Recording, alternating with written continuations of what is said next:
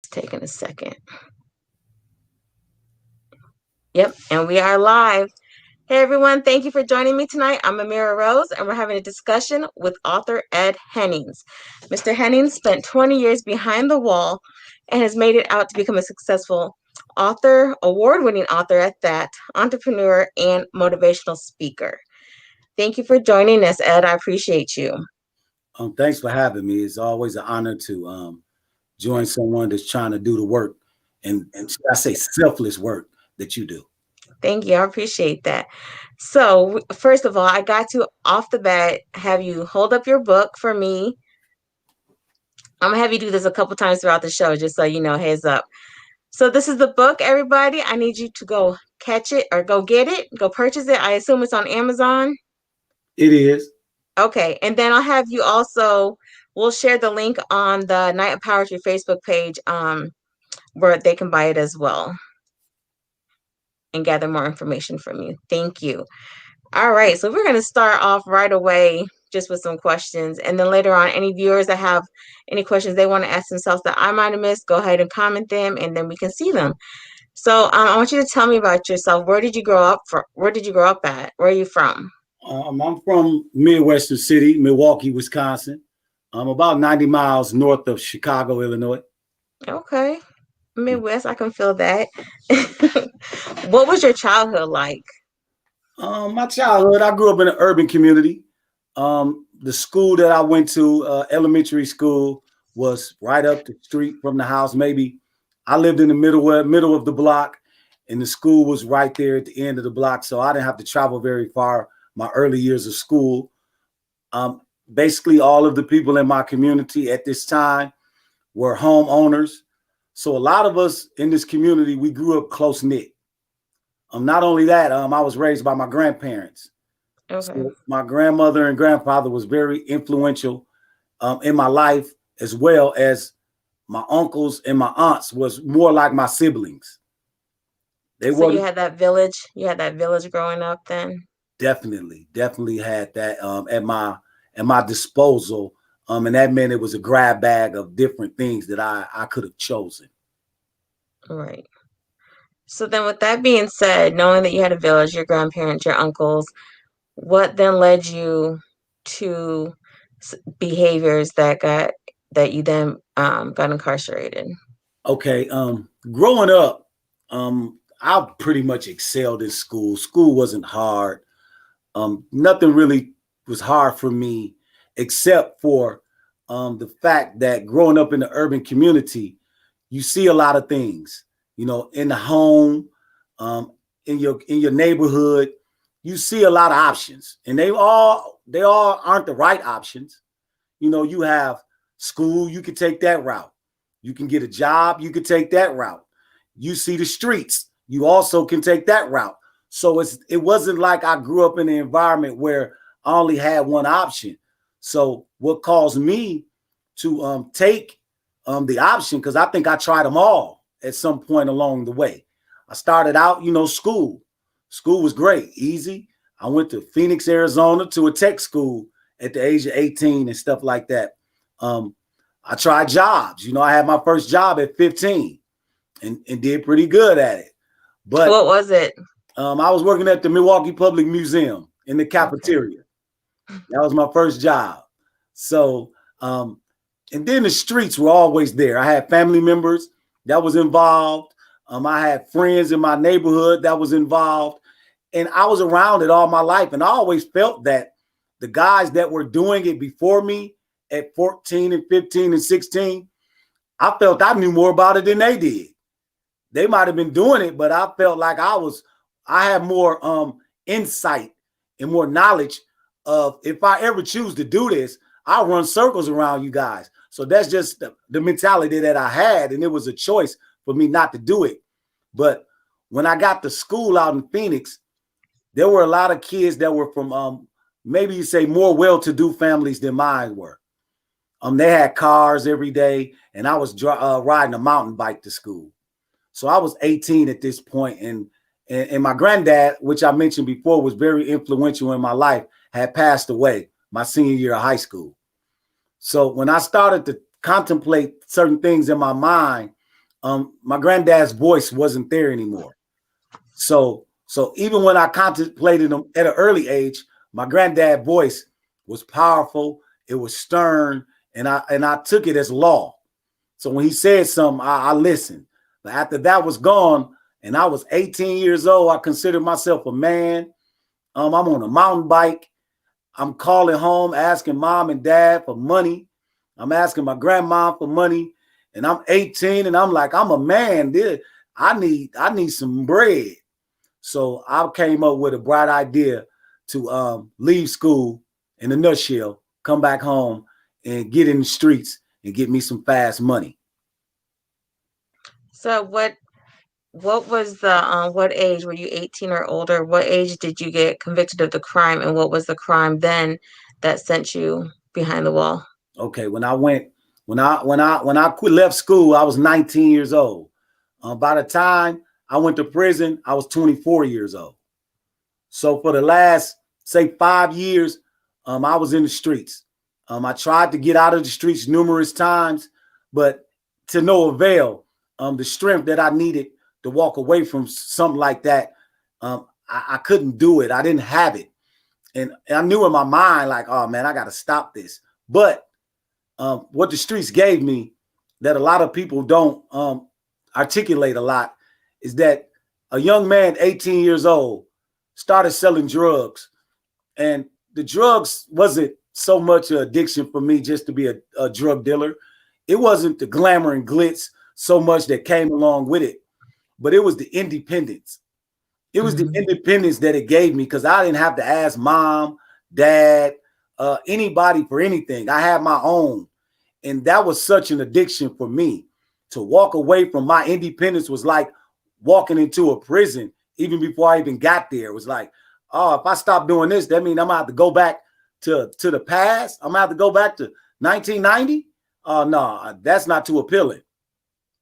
Okay, so you said that your grandparents, your grandpa had a strong voice in your life. Was he still around during the years that you started in the streets? No, I graduated from high school in 1990. My granddad passed earlier that year before my graduation. So from that point on, there was a lot of people still trying to give me good advice, still trying to steer me in the right direction.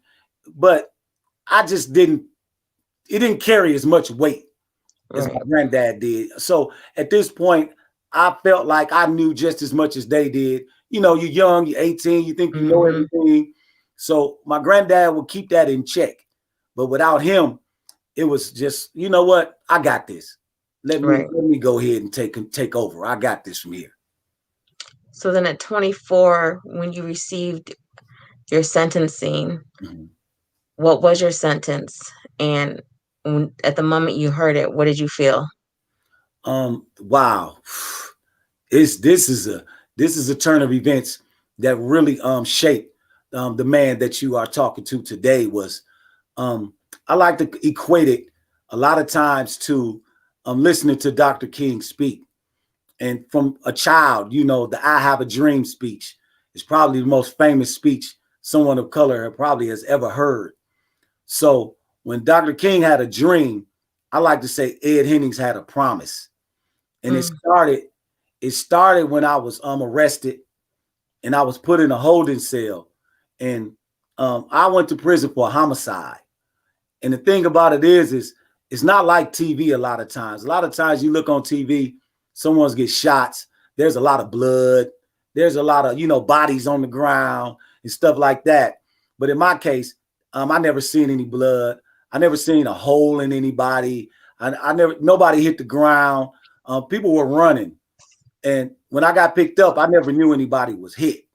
So mm, when I was sitting in a holding cell after being interrogated, I kind of dozed off, kind of fell asleep a little bit, and because it was getting kind of late. And I heard some papers slid under my door. And when I picked those papers up, I looked and it said I was charged with first-degree intentional homicide, and I was facing a mandatory life sentence. So at that point, everything in me was gone. I mean, I didn't, you know, a lot of times people used to say, man, this is going to happen to you. And my mentality was like, man, I don't care. You know, I got this I don't care mentality. But Right. for the first time in maybe 6, 7 years, I started caring again. When it said mandatory life sentence, you get all your humanity back. You know, your heart get hard from living a certain life. You living in the street gang, and you got to be hard as you can to survive in these streets. So my heart had got hard. The young man that I was in high school, I wasn't that person anymore. Um, I had been to a lot of funerals. I had been to a lot of wakes. I seen a lot of people handcuffed and taken away. And I got harder and harder each time I experienced that. So once I seen life sentence, that little kid, that Came. 10-year-old kid that played football in the middle of the street, that 10-year-old kid that played tag with everybody, he came back. And I started to feel again. I started to be human. And at that point, all I could say to myself, once again, I went to trial. There was a 2-day trial because I pleaded self-defense and things like that. And I was sitting in a holding cell once again. And I was waiting for a jury to come back with a verdict, whether I was going to ever see the free world again. And I thought about all of the things that I had done. I thought about all the opportunities that I had squandered as a young man. And I made that promise. And to just get through it, I said, you know, if I ever get a second chance, I promise you I won't need a third. So when I was taken back into the courtroom, the jury found me guilty of a lesser offense, a first degree intentional homicide. In Wisconsin, I was found guilty of first degree reckless homicide. In other states, it's equivalent of manslaughter. Okay. So that's what I got convicted of. And I got sentenced to 40 years in prison for my crime. And with that So being said, let me cut you off real quick. So let me reverse just a moment. When you got those papers and you read what they wanted to charge you with and the possible punishment to the crime, at that moment, did you think about your grandfather when you man, reverse back to that younger you? yes, ma'am. And that's a great question. Because he really gave me a lot of insight, and it's what we call common sense.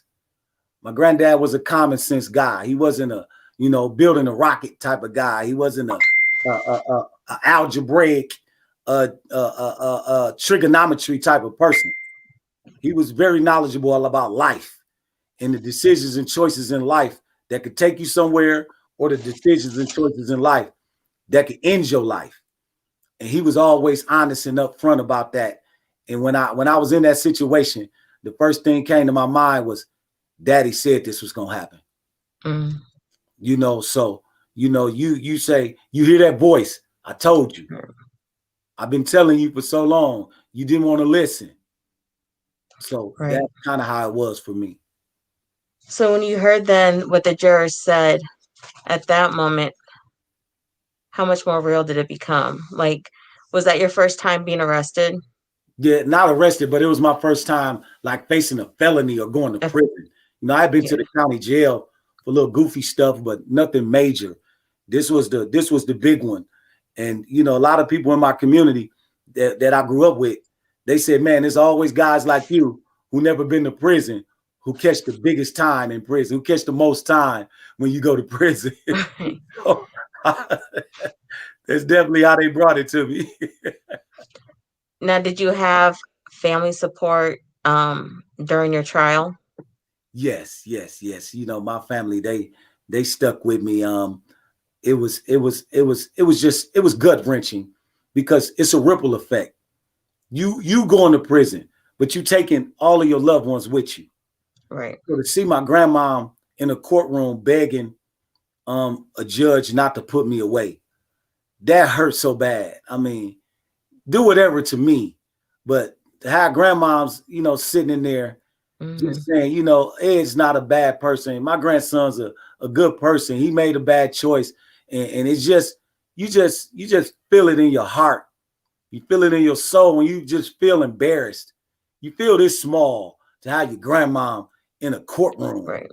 and it's like, man, I really screwed up this time. I'm getting That's my life. something powerful you said. I think that a lot of um, younger men and women who are out here in the streets don't realize that, yeah, they're the ones doing the time. Yeah, they're the ones up there at that trial. However, the loved ones, the moms, the dads, the grandparents, the wives, girlfriends are the ones who Mm. do that time. It's not just you alone. And I'm sure, like, during the trial, I can't imagine what your grandmother was feeling, and for you to even have her there, knowing she was there behind you, like how you probably felt too, you know. I think that's something that the youth don't realize, the cause and effect. Mhm. There is a cause and effect to every action. There's a reaction, but that reaction in cases like this is beyond just you as an individual. It's the family. Um, if you could stress that to these young guys right now, how would you explain? How could you stress that to them? Most definitely. I talk to a lot of youth every day. Every day. I own a barbershop and a beauty salon. The youth is coming through there every day. I go into the community. I even just go on the local playground by my home, and I play basketball with the kids and stuff like that. But that's neither here nor there when it comes to decision making. And I know how tough it is through our adolescent years into our young adulthood. That's a very, very tough time when it comes to making sound decisions and choices. And most of us, if we can survive this time of our life without going to prison, without hurting somebody, shoot, without getting some young lady pregnant, Yeah. if we can survive this time of choices and decisions, young men could really go on to excel. So I really try to emphasize there's something that you're feeling right now. There's some emotions. There's a perspective that you haven't at 16, 17, 18, 19. And we're not going to, I know it's the young perspective, but just know you're going to mature, you're going to grow. And believe me, the 49-year-old Ed talking to the 19-year-old Ed, man, that conversation is long, it's deep, and it's real. Man, look, the way you looking at tennis shoes, the way you looking at clothes, the way you looking at the haves and the have-nots, you're going to realize what you have is inside you. All of the other stuff is neither here nor there. And the importance that you have with it now, you won't have that for long. And just to understand a sense of time to know that you're just going through a period in your life and it's going to change. I promise you it's going to change. We just had this discussion, me and a couple other brothers the other night, about it takes a village. I believe it takes a village, in raising, especially when there are so many fathers absent from the homes, mothers that themselves are lost and not neither are parenting. I'm not saying all homes are like this, and that there's not good moms and dads out there, but it's MIA right now. So do you see that the village in its sense has disappeared in our communities? Without a doubt, beyond a shadow of a doubt, the fabric, the moral fabric of, I'm just going to be honest, the moral fabric of people of color has always been under siege. It's just never been a time. Let me just say this. If a boxer is in a 12-round championship fight, if the boxer, once the fight is over and the boxers are being interviewed, one might have a black eye, one might have a big lip, one might even have a tooth missing. But if you see these fighters 2, 3 weeks, a month, 2 months later, when all of the wounds have healed, it looks as though they've never even been in a boxing match. So my question to anyone is, when has the people of color quit fighting? How can you heal in the midst of the fight? Right. You have to heal when the fight is over. So being that the fight has never ended, the wounds have never had a chance to heal. So what you're dealing with is a multitude of brokenness. You're dealing with deeper issues than what you're seeing on the news and in the media. That's just vilifying, the fruit of a tree that's planted in darkness. Like, oh, we're going to point out the fruit of this tree. But the root of all of these problems is way deeper than what you pointing at and what you trying to, as if you exposing something. And Right. it's all propagated. It's not truth at all. I agree. I agree. So you got your sentencing, you got the verdict. What was it like walking back to your cell, Um, that, knowing that knowing that that that's what it was? yeah. When I came back from when I came back from sentencing, my maximum was 40. So I was a first time offender. A lot of people was like, "Man, this is your first time. He ain't gonna max you out." Well, I went in there and I got the max. He gave me all 40 years, and I once again, I had made a promise. I had made a promise when I went to trial that if I got a second chance, I wouldn't need a third. And when I got sentenced to the whole 40 years, I had to look back at that promise and say, well, the promise didn't come without work. The promise didn't come without sacrifice. The second chance didn't come without me having to endure some things. So I got that second chance and it didn't come right away. So I was sentenced to 40 years and I served 20 of that. So that was part of that was part of the deal of me getting a second chance was that, hey, you're going to get a second chance. You're not going to get it right away. You're not going to get it as if you don't have to put no work in. Not as you're going to have to make some sacrifices, but you'll get it. So that's how I viewed it. Okay. How did you prepare yourself then for that first, for those 20 years? How I prepared myself was first, go through the skull note. Everything my granddaddy used to tell me when I was growing up. I said, let me get back to what daddy used to talk to me about in the times when I used to use what he talked to me about. And let me start using that first. So I went back to the principles and the values that my granddad had blessed me with as a youngster. And I started using them right there. And then from there, I just started building off of it. Just start building through reading. I started building through movies. I started building through articles in magazines, through newspapers.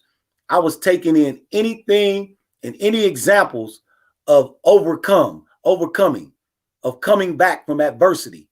And that's the thing is that if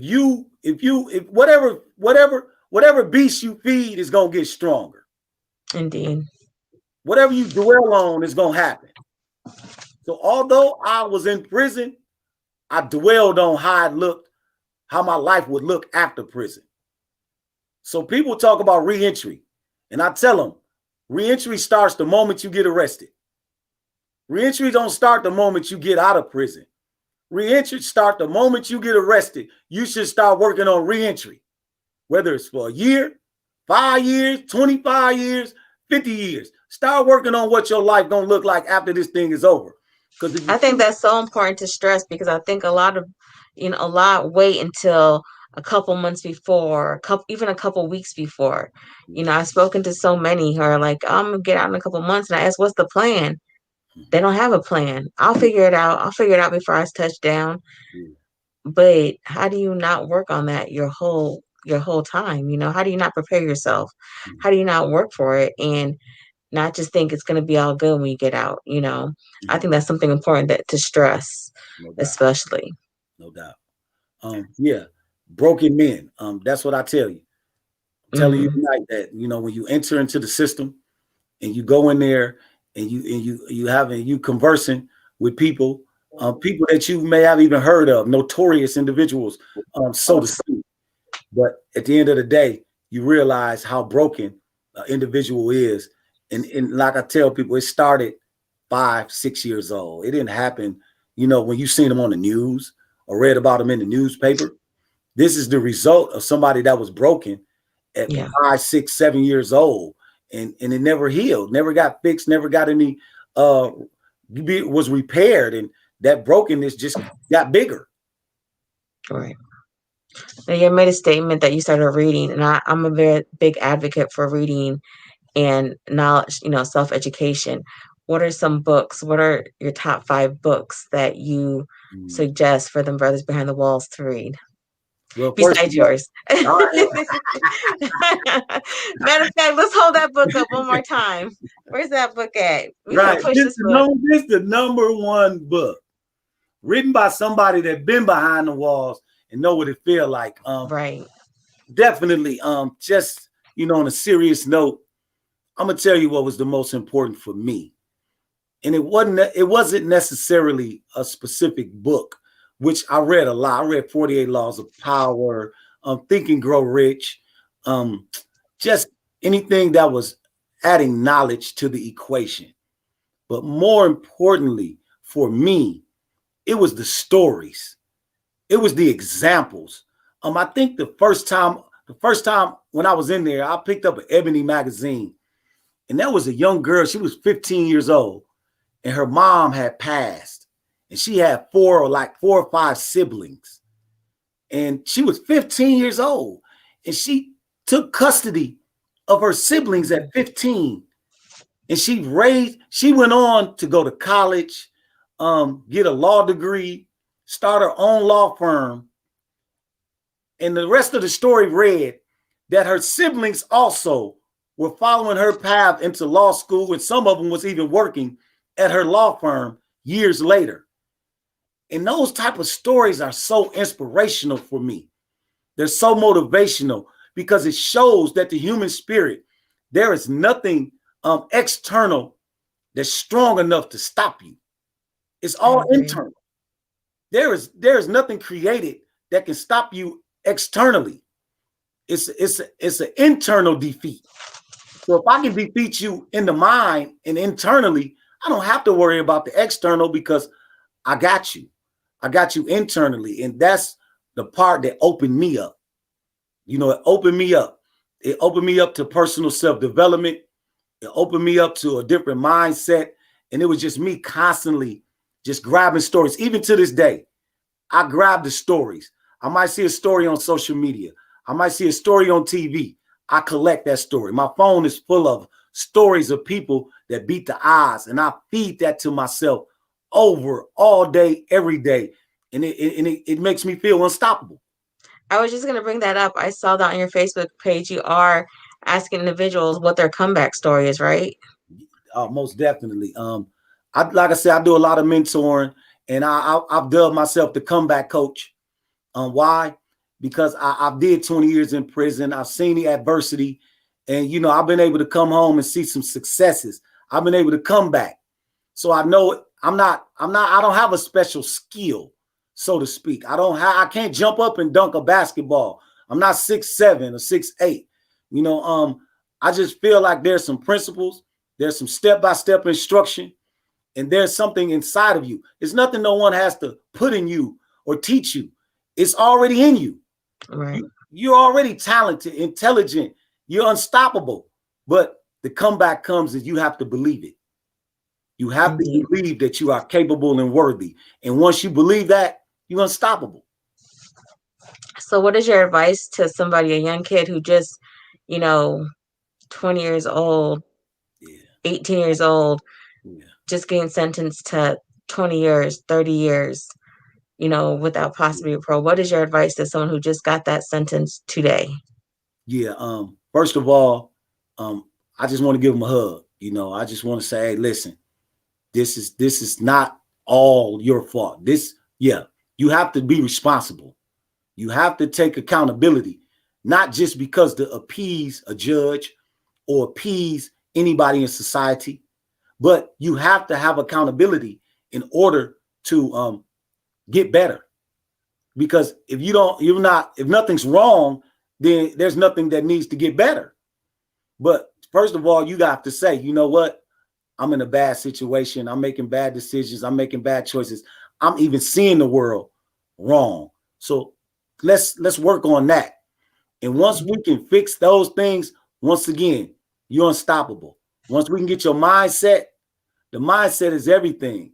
If your mind is saying you can do it, you can do it. If your mindset is defeated, then opportunity don't matter. I had plenty of opportunity when I was young, but my mindset wasn't right. So I blew each and every one of them.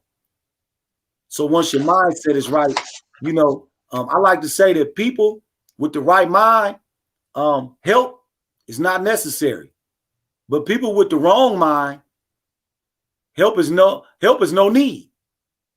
So let's Right. get your mind right. Because you know what people with the right mind do? They create opportunity. So what is your advice then for someone who is like, you know what? I hear what Ed is saying. I need to start preparing for that day come home, whether it's in 2 years, whether it's in 5 months, whether it's in 3 weeks. Where do they start? What's the first step for them to figure out this is what I need to start working on? This is what I need to do. No doubt, no doubt. It's your everyday habits. Let's start with your Mhm. everyday habits. Let's start with okay, say for instance, something as small. Because when we try to take on everything at once, because see, when we make changes in our life, we get excited. I'm finna change, and we try to change everything at once, and we end up not doing anything. So let's understand that we're gonna do this in small pieces, and we're gonna build it. So one small piece is, all right, you gotta go be in your cell. This is what I did with myself. Get up and clean up your cell every morning. Make that your first challenge. Get up and clean up your cell every morning and make that a standard for you. Even if your cellmate don't want to get up and clean up. What we're trying to do is build your muscle. See, this is muscle that you haven't used, so it's not that strong. You haven't been hardworking. You haven't been able to grind like you need to. So let's just start with that. Let's build this muscle. It's like going in the weight room. If you never lift weights, how you gonna go in there and lift 400 or 500 pounds? You got to Right. build it up. So that's what we're gonna do. We're gonna start out small. Just clean up your cell every day. Get up every day early, because you lay in the bed to 9 o'clock every day. But now we're gonna get up at 6:30. We're gonna clean this room up every day, no matter what happens. That's your thing. You got to get up and clean this room up every day. And once you start doing things like that, you just build off of it. Okay, now I can get up at 6:30 and clean up my room every day. That's something I used to lay in the bed 9, 10 o'clock every day. You don't know what the accomplishment you just had. You don't Right. know the confidence that's going to give you because you're doing something you ain't think you could do. That builds confidence in the individual when they do something on their own that they didn't think they could do. Like, oh man, I did it. And it flows after that. It flows after the unthinkable has been done. Like, oh, I did it. That's Right. That first success could just be the push or encouragement that we all individually need, not just anybody, but all of us. But yeah, definitely, behind that wall, if they're not used to, like you said, just not doing anything every day, every morning, definitely. no doubt. So while you were there, how did you get your mind though? Like physically, okay, we step up and we start a routine. We make that first step to get our body going. But what about mentally? What about for those brothers that are just struggling with depression or just the thought of I'm behind this wall or my mama ain't called in months or my girlfriend walked away. She didn't stick to, during trial, she said she was going to be there. Trial's over, time's going by. She's gone. My boys ain't put money on my books. How mentally do you wrap your mind around the reality of what it is as you're back there? Yeah, and that's the very difficult part. While I was in there, I took a stance. I took a stance, even with my mom. I took a stance with my grandmom, the people I love the most. I took a stance. I said, Mom, I'm gonna get my life together. And I'm not gonna let anybody ruin it. Not even you. You know, I had a hard conversation with the people that I love. Like, I have to get my life together, and it can't be based upon situations and circumstances. So that's something that a lot of people don't have have anybody say to them. Everybody is saying, if my girl stick with me, I'm gonna get my life together. If my mom send me money, I'm gonna get my life together. If my boys, stay loyal, then I'm gonna get my life together. But if you're basing you getting your life together off of all these things have to happen, then you're not really serious about getting your life together. When you serious about getting your life together, those things don't matter. Like, hey, they may stick around, they may not. If they stick around, I'm getting my life together. If they don't stick around, I'm getting my life together.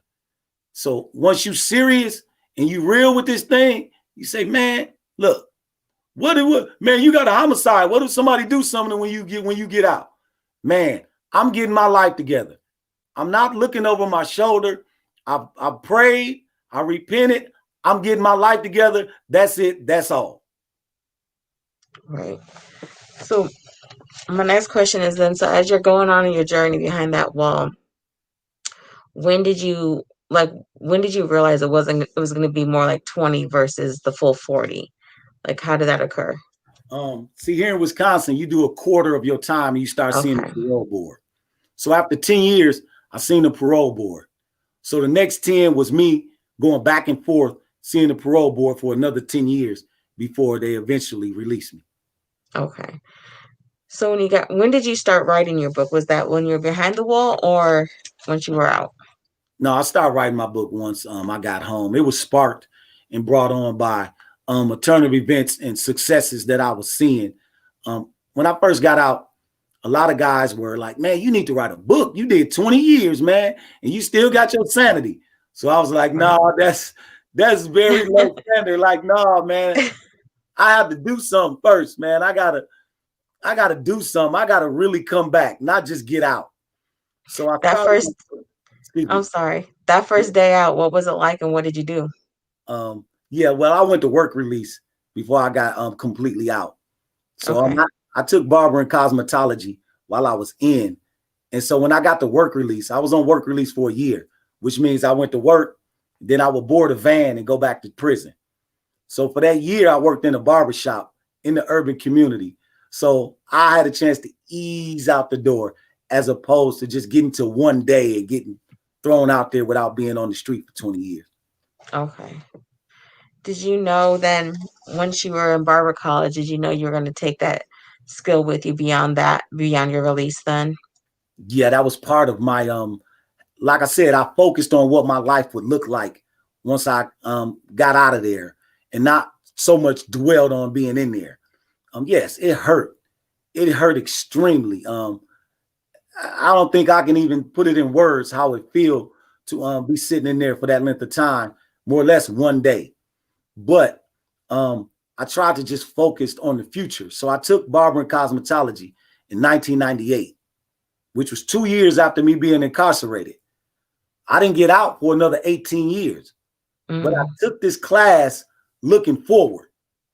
I took this class preparing, not for being in there, but preparing for the day that when I can get out and I can have a way to put food on the table for myself and some clothes on my back. So looking back at those 20 years, what was the hardest thing for you to face and overcome? And how did you overcome it? Hmm. The hardest thing, time. Time was just the hardest part. Like I said, coming from urban communities, living a certain lifestyle, get a little hard, but like I said, you become human again when you know situations and it all comes back, man, unless you just, ruthless to the core.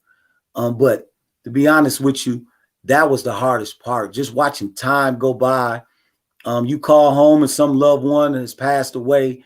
You're not there. You're watching your kids go from 5 years old to 15 years old to 25 years old. Like, wow, man, that's tough, and not knowing you didn't have any influence on how they turned out as adults. You sitting there, you can't have the impact. Ed, look, people like, hey, how did you do it? Like, man, at the end of the day, I wanted to hurry up and get home so I could share what I had learned with my children. Did you have kids? How old were your kids and how many did you have in the start of your incarceration? And when I started my incarceration, I had a son and 4 daughters. Oh, okay. Yeah, my son he's the oldest. He's 30 years old now, and anywhere from 30 to 25 years old. And I just watched it all happen from, them grow up from infants to adults. When I came home, they were adults. So what is your advice then to those fathers incarcerated? Um, how do they remain a father? How do they remain as much as possible giving their kids what they need?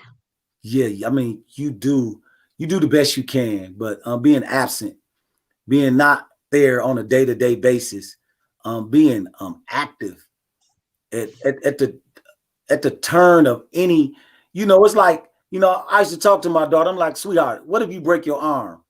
Check this out. If you break your arm, you can't call me. Your mom can't call me and tell me you broke your arm.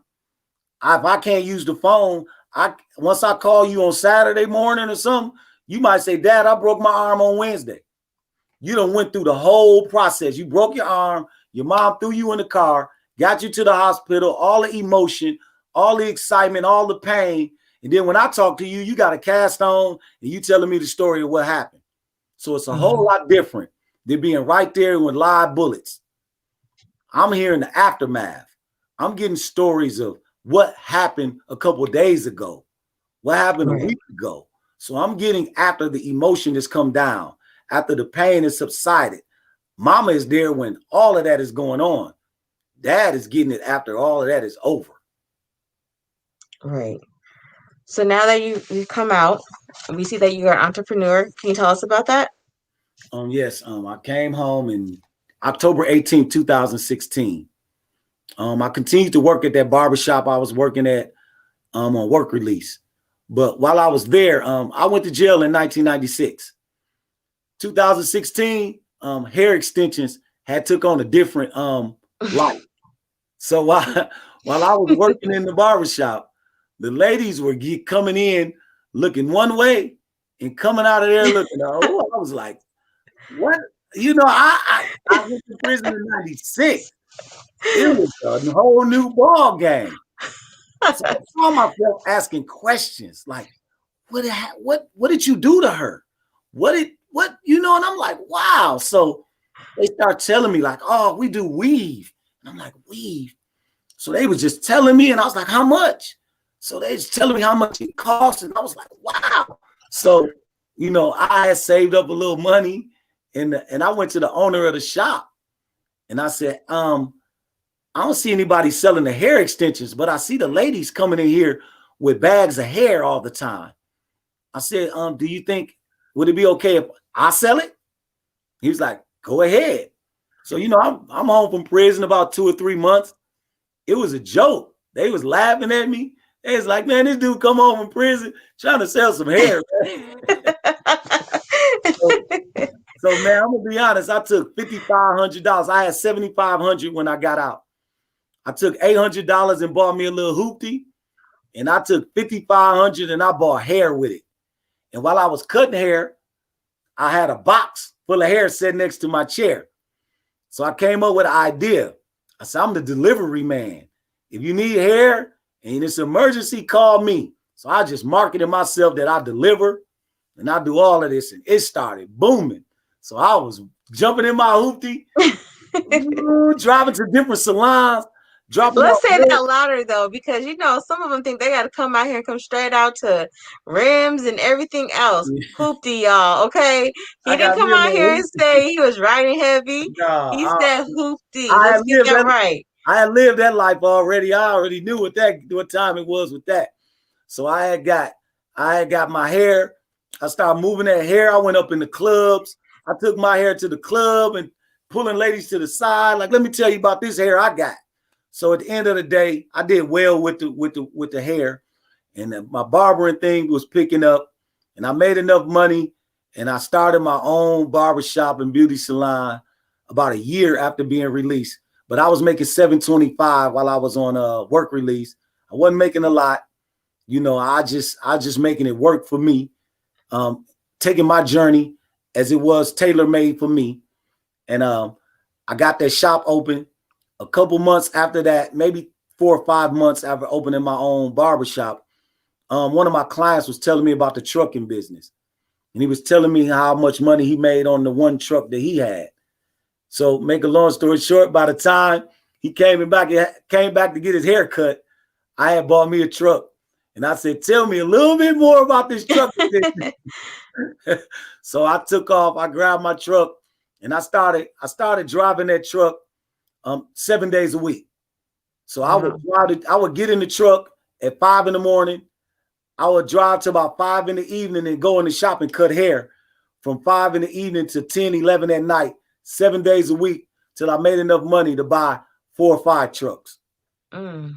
So now I have the barbershop beauty salon. I have the trucking business. I do my mentoring and motivational speaking, and I help with reentry. And I hope to get my own reentry program off the ground where I teach guys the right mindset, and also teach them how to cut hair for the right skill set to get them started financially. That's amazing. That's amazing. I just want to point out what you just said. How you work from 5 a.m. in the morning, Mhm. one job, went to another job. I think a lot of brothers out here don't have their mind wrapped around that it takes hard work. No You doubt. know, No it doubt. takes hard work. I'm a single mom and I know the work it takes out here, So when you've been locked up for so long, or even a couple years, you don't, and you're used to one lifestyle, you come out thinking that it's going to be easy sometimes. I think the mindset is that they're going to come out and just make this money, and there's just money out here to be made. And there is money out here to be made. Mhm. I just don't think that the realization of the keyword hard work Mhm. is what it takes, though. You got to put it in. You have to be willing to put it in, especially if you don't want those penitentiary risks to turn around and go right back, Mhm. and that's what I think is being forgotten or not even acknowledged right now as they're preparing themselves to come out here. Mhm. Um, so when you have someone out here, what is your advice when they first walk out the door? What is Um, the advice to them? Man, I love this. I love this. I love this so much. This is universal. And let me say this. Um, Smart people, really, really smart people, they almost at a disadvantage. They think they're so smart that they don't have to work. Smart and talented people always get it twisted. They're so talented and they're so smart. They think that their intelligence, or I'm gonna learn everything I need to learn so I don't have to work as hard. I think I need to be as talented as anybody walking the face of this earth so I don't have to work as hard. And that's Mm-hmm. what get us caught up. We go to prison, we read a lot of books, we learn a lot of things, and we smart. We take in a lot of knowledge. But guess what? It's just good for conversation, Yes. because applying that knowledge takes work. And that's the part that you didn't work on. It's building up that muscle of grind. And that's the only thing I have. I'm not the smartest person. I'm not the most talented person, but I'm going to outwork you. When I was in prison, I played a lot of basketball. A lot of guys was more talented than me. They knew the game, so to speak, more than me. But how I won a lot was I outworked everybody. So once I seen that concept working while I was in prison, I took it everywhere I went. In the barbershop, like, oh man, somebody might learn how to do a haircut in 2 days. It might take me 10 days. But guess what? I'm going to keep working. And sooner or Mm-hmm. later, that gap, I'm going to close that gap, because I'm going to get more reps than you. I'm going to get more time on this grind than you. You can't beat me. If you only put in 1 hour, I don't care how smart you is or how talented you is. If you only put in 1 hour and I put in 12, you're not going to be able to keep up with anybody like that. So when Right. you look at yourself, understand there's no way around this thing. It's like riding a bike. You can read the book. You can hear everybody's take on how to ride that bike. But if you don't get your tail in that seat and start pedaling and fall down and get back up and fall down and get back up, you can read that manual 99 million times. You got to ride that bike, pal.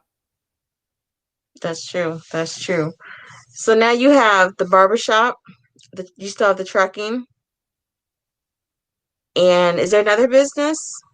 Yeah, my speaking and You coaching speak, business, right. which I'm, like I said, I'm trying to I'm in the process. Not I'm in the process. You're doing it. You're So we doing, not in looking the like process, you're doing we it. looking forward to it. I'm working on my second book. But yeah, that program is this is like my mission, is to really implement this program to where I can give applied knowledge.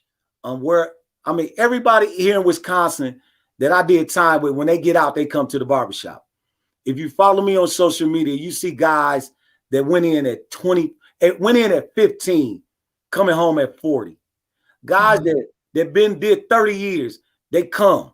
They come, man, because they tapping into what's going on around Ed Hennings. we're connected. We done did time together. We done held each other up through some of our worst times. So to see some success with my life, that's success for them. They want to come out. They want to come out and see the same success. And they know, just like when I was in there, I'm giving it to you in the raw. I know the language. You can tell the counselor, you can tell your girl, you can tell your mom, you can tell them certain things. But it's certain language that me and you speak. And I can look in your eyes. It's like two people, when we in prison together, I could tell my fellow brother that he was wrong. But I won't tell him that in front of a prison guard. When the prison guard ain't around, then I say, brother, you was wrong for that. And that's how it is. When y'all ain't around, I can pull my brother to the side and say, bruh, you wrong. I can't front you off in front of your woman. I can't front you off in front of your kids. But I can say, hey, let's take a walk outside and say, hey, man, you wrong for that. And they're going to respect that. And that's what it takes. I always say I'm my brother's keeper. And I think as kings, we should be able, y'all should be, not we, y'all should be able to check the next one, check the next king. And that king should also be able to say, you know what? You right, I was wrong. And not be offended, not be in his feelings, not be mad because you checked him on his behaviors. I think that's how kings step up, and that's how they move, how they should move. You right about that. So when did you realize, and knowing that you had it in you to go ahead and go further and be like, you know what? Somebody's listening to me. Somebody's paying attention. I got a lot to say. What was that first time you was like, oh man, let me just go ahead and come out here and do that? What motivated you to do that?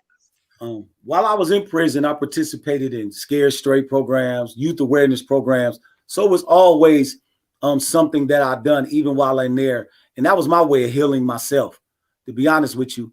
Helping somebody else stay out of that situation was definitely something that made me feel so good. I'm like, man, as I said about my grandma, you can do what you want with me, but when I see somebody else hurt because of me, that doesn't sit well with me. I'm the type of person, I can handle a lot, but I can't handle seeing somebody else in pain. I'll be like, hey, I can handle my pain, excuse me. But if I see you in pain, that hurts me. So when I talk to the individuals, and I try to let them know that, hey, you're not gonna just hurt yourself. You're gonna hurt somebody else. And I guarantee you, as hard as you think you are, that's gonna cut deep. Right. That's gonna cut really deep. I believe it. If someone's interested in having you come speak with them, for them, or to somebody, how do they get a hold of you? EdHennings.com. You could book Y'all me. heard that, right? Coaching, mentoring, EdHennings.com, man. It's what I do, is my life work. I feel like this is my calling, and I do it with organized chaos. I'm all for that. I'm definitely all for that. It's my life right now. So I believe in my heart that you have probably touched many people. Is there someone that while you're going through your journey touched you? Man, yeah, my idol, Muhammad Ali. That's a role model for me. The man was just everything. Like, I grew up in a household. Let me say this: I grew up in a household with my granddad, and whenever somebody like Dr. King was speaking, BB King might have been playing the blues. Muhammad Ali might have been talking. Whenever somebody like that was speaking, my granddad would make the whole house be quiet. You had to respect, your elders. You had to respect Always. people before you. Boy, don't you hear Ali speaking? Shut your mouth. So even before I knew who Ali was, my granddad instilled in me that you respect these people. So as I got older and I started to really grasp what it is that he was talking about, it became clear to me what the problem was with me, and the problem is with a lot of the people that's from where I'm from. And I know that when he said he was the greatest, that wasn't arrogance. That was him allowing his people to connect with greatness. Something that his people didn't have a chance to do was to call themselves great. it would have been like a slap in the face for somebody of color to stand up to say, I'm great. So he wanted everybody to share in that and feel that and believe that you are great. So when I looked around me and I seen the brokenness and the unconscious, not even any confidence in ourselves, I said, that's the problem. We have no confidence. We don't believe that we even can do anything other than what we do. Right. So even in there, Tuesday is release day in Wisconsin, every Tuesday. Anybody that did time with me, they'll tell you, look, man, I'm gonna be here. I got 40 years. You got 2 more days. Come on, man. Don't come back. Go out there because you got it. Some very talented and intelligent people is in prison, despite what the movies say. Yes. It's they don't believe. They don't believe. It's people that I know out here got master's degrees, but they can't maximize their master's degree because they don't believe. That part. So it's not that you don't have the tools, it's that you don't believe. So you can't max out the tools that you do have. And that's so what I true. built up myself was belief. I built up a belief that I can leap tall buildings in a single bound. So it don't matter what I don't know. I'm gonna figure it out. That's so true. So again, I'm gonna have you hold up your book. I told you I'm gonna do this the whole show. And I did order it, y'all. So I'll be holding up my book soon. I need y'all to go support. We support each other around here. We support what our kings are doing. We support literature. Let's talk about how important reading is. You know, you mentioned some of your favorite books. I mean, can I say this? Yes. Well, no, you're fine. Some people very dear to me here in Milwaukee. They had some people in prison, and they sent my book to the prison to their loved ones, and the book got passed around in prison, and it made such an impact that there's 36 institutions in the Department of Corrections in the state of Wisconsin. The state of Wisconsin reached out and purchased a book for each library in all 36 institutions. And then a year later, they came back and they purchased another 36 just maybe a month ago. So they purchased around the books twice. And that's the impact that I was hoping would happen, to be able to help the brothers that's still trying to make a way and out here, you know, from such an experience. This is what I'm going to do. To every brother behind the wall that's listening, if you want to read his book, I will purchase 2 books to go to 2 different individuals behind that wall. Tell me your story and how you're preparing yourself to come out into this world upon your release. And Ed and I will I will send those books to you. I will pick 2 brothers and I will send those books to you. That's my pledge to y'all, because I believe that we learn from one another, we support one another, and I believe that your book probably and most definitely does encourage and lead the way to come out here and just do right and live right and be right by themselves. Now I'm gonna mess with Ed for just 1 minute real quick. We're gonna talk about the importance of exercise too, because some of y'all seen a video Mr. Ed posted this morning, and I gotta tease him. I gotta tease him. But we've been talking about preparing in the mental, you know, and there is an emotional battle to it as well on both sides, from the loved ones of our men and women incarcerated and the individual incarcerated. But Mr. Ed Hennings has to remind us how important health is as well. And it is, because health takes a role in our mental. When you feel healthy, when you are healthy, you move a whole different way physically. You know, I want you just to touch on that though. I had to tease you though. Okay, so here's the deal. I have a product. It's not my product, but it's part of my entrepreneurial endeavors. And it's a really good supplement, and it's a really good vitamin. But it just coincides and it connects with what I do already, which is the mindset. You know, that's the first thing I talk about, and we try to help build our mindset. And then it's something that I title called the grind set. You got to have your mindset and your grind set. So you got to be able to have your mind right. Then you got to have the work ethic to execute. to execute what it is you bringing to the table mentally. And then it's the health set. And the health set is saying, how you gonna grind in the bed sick? How you gonna get after the money if you're not healthy? Right. So it all ties in. You don't want to have no loopholes in your game. You want to have the mindset, the grind set, and the health set. Because if you got a gap in any one of them, it will affect the other. I know a lot of brothers, they Indeed. got a lot of great ideas, but they unhealthy. Mm-hmm. So they can't grind like I grind. So I have to stay healthy to secure the bag. So in other words, get your mindset, your grind set, and your health set. So your health set is something that so many of us in the urban community neglect. And we Indeed. don't understand how it affects the others. So what I'm saying is you got to work out. You got to get some exercise. It's a lot of Indeed. things you got to quit putting in your body. And you got to get your vitamins. You got to get all that in there so you can go ahead and grind. If you don't, then it's going to affect you. Indeed.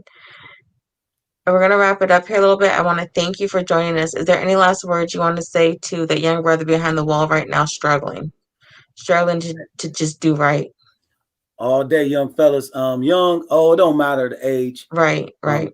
Your dreams that you have now, this feeling you have in your gut, how bad you want it, how bad you want to get out of there, how bad you want to return home to your loved ones.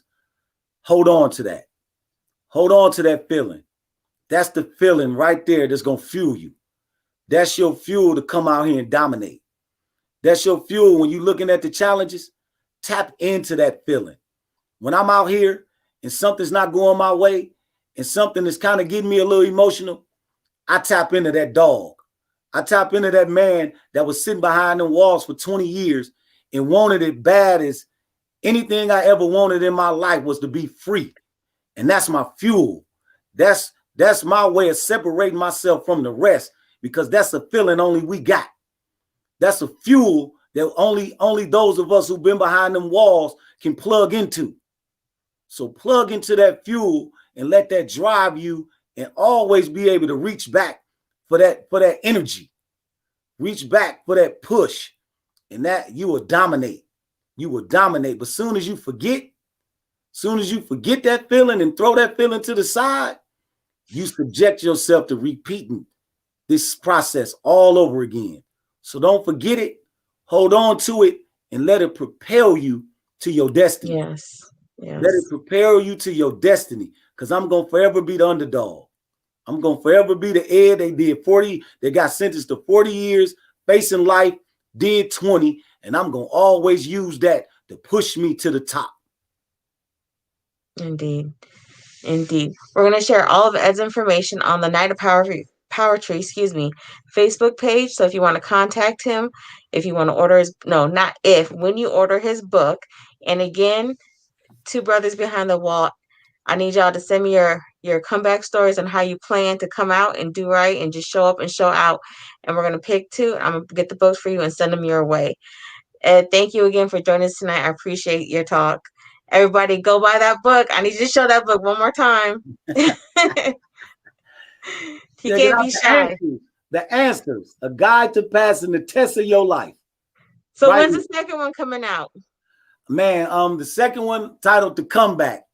I thank you for this. It's titled The Comeback, and it's going to be an anthology. That means it's going to be a bunch of stories of people who faced adversity and overcame the odds. I know what those stories did for me and continue to do for me. So if you have a story that you face extreme adversity, whether it's relationship, prison, health, you beat cancer, you was born into poverty and you made it happen, send those stories in. So we're going to publish them and we're going to impact the world with those comeback stories. Because it's somebody right now that's facing some adversity. They don't know if it's possible. They don't know if they can get through it. But when they hear your story, how you came back, they know that it's now it's possible. Amen. Amen. And you go live every Tuesday, is that correct? Every Tuesday night on The Comeback. So hit Ed up on Facebook every Tuesday. He goes live. He always has something live to say. Let's go, right?